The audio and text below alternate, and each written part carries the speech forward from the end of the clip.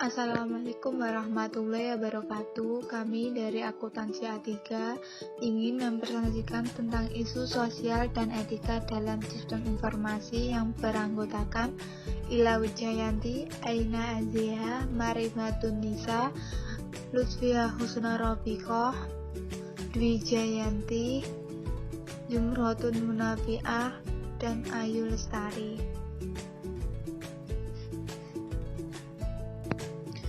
Memahami isu etika dan sosial yang terkait dengan sistem informasi.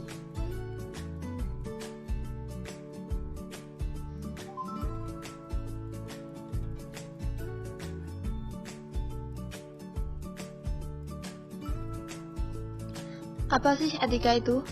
Etika atau ethics merujuk pada sebuah prinsip benar dan salah yang digunakan seseorang yang bertindak sebagai pelaku moral yang bebas untuk membuat keputusan yang mengarah perilakunya.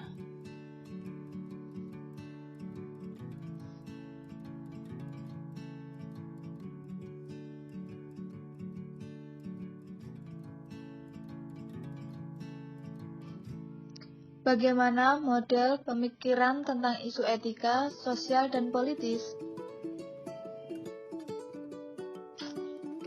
Isu etika, sosial, dan politis sangat terkait satu sama lain. Dilema etika yang dihadapi oleh seorang manajer sistem biasanya timbul pada debat sosial dan politik. Pengenalan teknologi baru memiliki dampak seperti gelombang, menimbulkan isu etika sosial dan politis baru yang harus ditangani di tingkat individu, sosial, dan politis. 5 dimensi moral di era informasi. Isu etika, sosial, dan politik yang diangkat oleh sistem informasi tercakup dalam 5 dimensi moral sebagai berikut. Yang pertama, hak dan kewajiban informasi. 2. Hak dan kewajiban terkait kepemilikan. 3. Akuntabilitas dan pengendalian. 4. Kualitas sistem. 5. Kualitas hidup. Yang selanjutnya, tren utama dari teknologi yang mengedepankan isu etika. Yang pertama, kecepatan komputasi berlipat 2 kali setiap 18 bulan. Dampaknya, semakin banyak perusahaan yang bergantung pada sistem komputer dalam menjalankan kegiatan-kegiatan utamanya. Yang kedua, biaya penyimpanan data menurun dengan cepat. Dampaknya, perusahaan dapat dengan mudah memelihara secara terperinci masing-masing database-nya.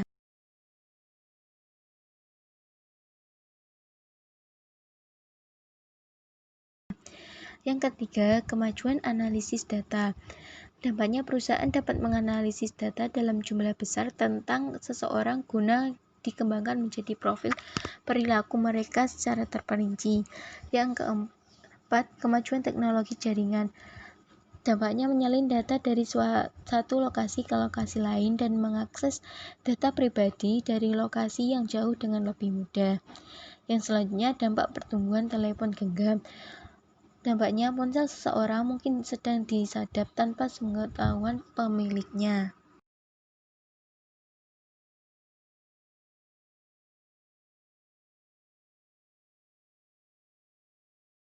Selanjutnya adalah etika dalam masyarakat informasi.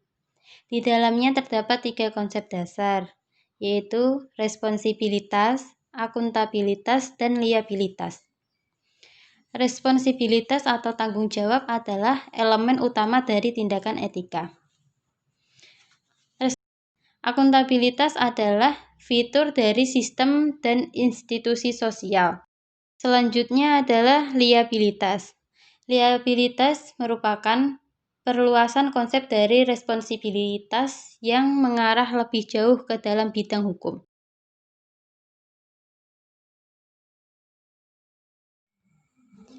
Analisis etika. Di sini ada 5 langkah dalam menganalisis etika. Pertama, identifikasi dan jelaskan faktanya yang jelas. 2. Definisikan konflik atau dilemanya, atau identifikasi nilai-nilai luhur yang terlibat. Ketiga, identifikasi pihak-pihak yang berkepentingan. Keempat, Identifikasi pilihan yang dapat diambil dengan beralasan.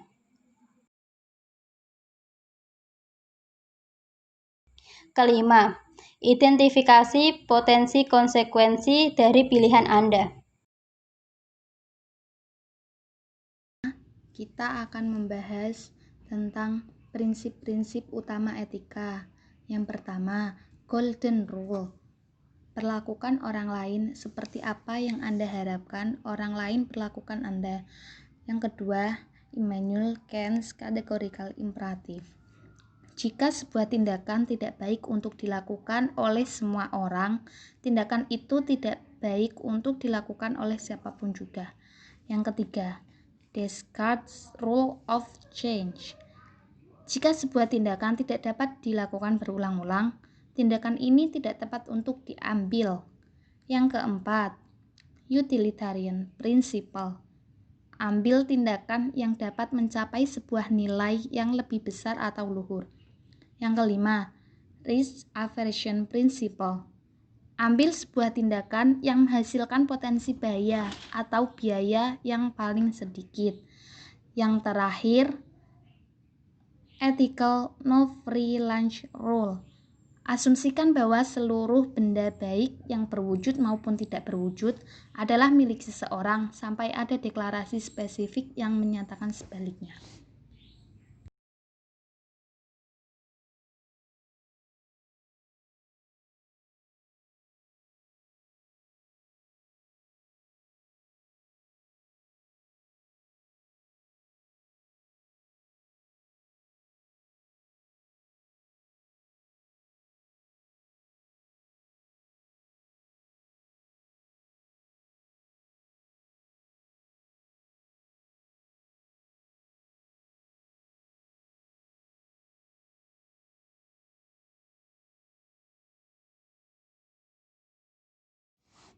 Kode etik profesional.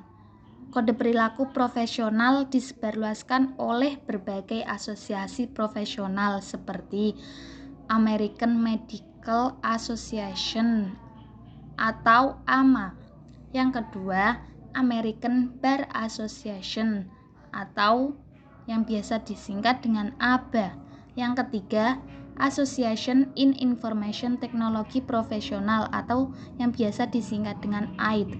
Yang keempat, Association of Computing Machinery atau ACM.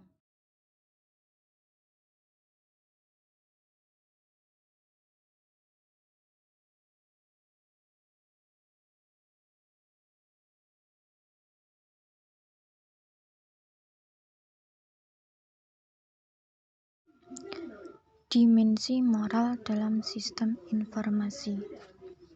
Pada bagian ini kita akan melihat lebih dekat 5 dimensi moral dari sistem informasi. Pada tiap dimensi, kita akan mengidentifikasi analisis pada tingkatan etika, sosial, dan politis, serta menggunakan contoh pada dunia nyata untuk menggambarkan nilai-nilai pemangku kepentingan dan pilihan-pilihan yang terkandung di dalamnya. Pertama, hak informasi mengenai privasi dan kebebasan di era internet. Definisi privasi sendiri adalah hak seseorang untuk tinggal seorang diri, bebas dari pengawasan maupun campur tangan pihak lain ataupun organisasi termasuk negara. Kemudian, instruksi Eropa mengenai perlindungan data. Cookies adalah teks kecil yang tersimpan pada hard disk ketika pengguna mengunjungi suatu situs web. Kemudian ada juga spyware. Bagaimana solusi teknis untuk menghadapinya? Sebagai pelengkap undang-undang, ada beberapa teknologi yang dapat melindungi privasi pengguna selama berinteraksi.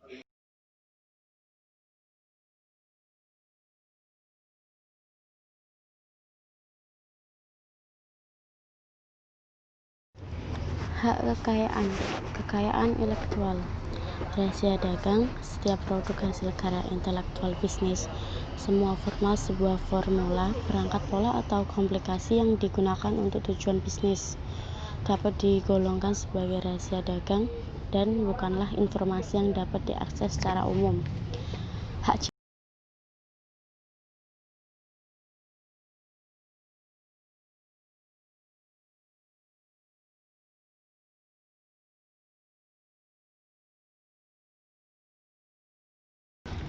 tentang bagi hak kekayaan intelektual, pelanggar pembajakan hak cipta secara ilegal.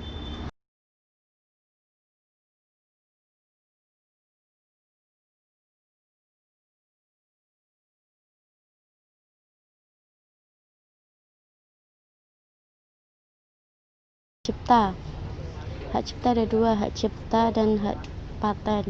Kalau hak cipta itu yang dijamin oleh UUD untuk melindungi pencipta karya intelektual dan tindakan duplikasi oleh pihak lain. Kalau hak paten, hak eksklusif yang diberikan oleh negara kepada investor atas hasil investasinya di bidang teknologi untuk jangka waktu tertentu, pelaksanaan sendiri investasi tersebut atau memberikan persetujuan pihak lain untuk melaksanakannya.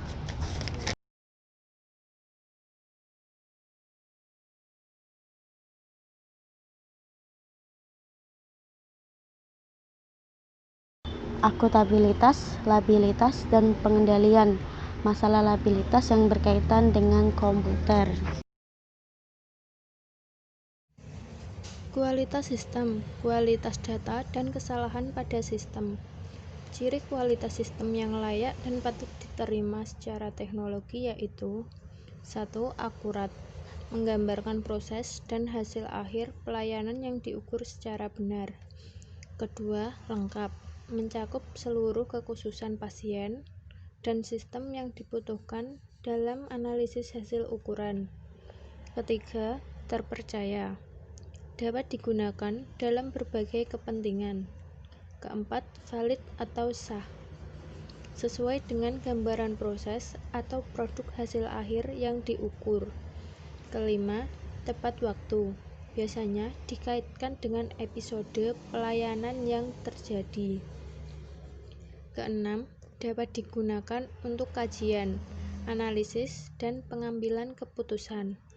Ketujuh, seragam, batasan sebutan tentang elemen data yang dibakukan dan konsisten penggunaannya di dalam maupun di luar organisasi. Kedelapan, dapat dibandingkan dengan standar yang ditetapkan. 9. Terjamin kerahasiaannya. Ke-10, mudah diperoleh melalui sistem komunikasi antar yang berwenang.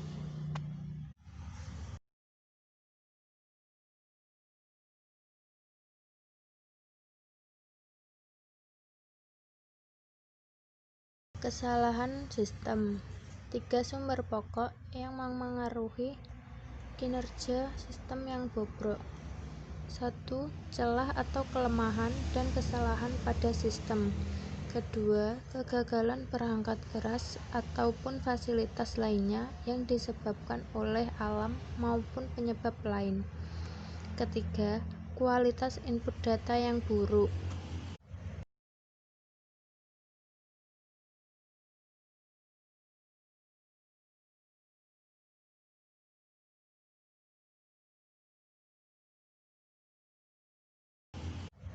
Kualitas hidup, keadilan, akses, dan batasan.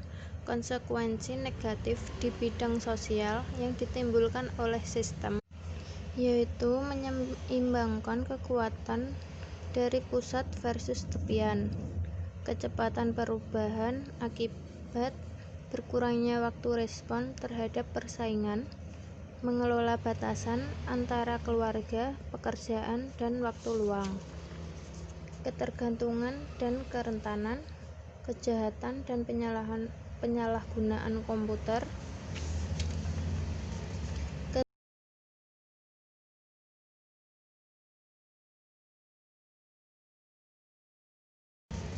ketenagakerjaan yang diakibatkan dari dampak buruk teknologi dan penataan ulang pekerjaan yang hilang, kesetaraan dan hak akses meliputi meningkatnya kesenjangan sosial dan perbedaan ras. Risiko kesehatan seperti RSI atau cedera stres yang berulang, CVS, kondisi mata yang tegang, dan teknostres, stres yang ditimbulkan dari penggunaan komputer.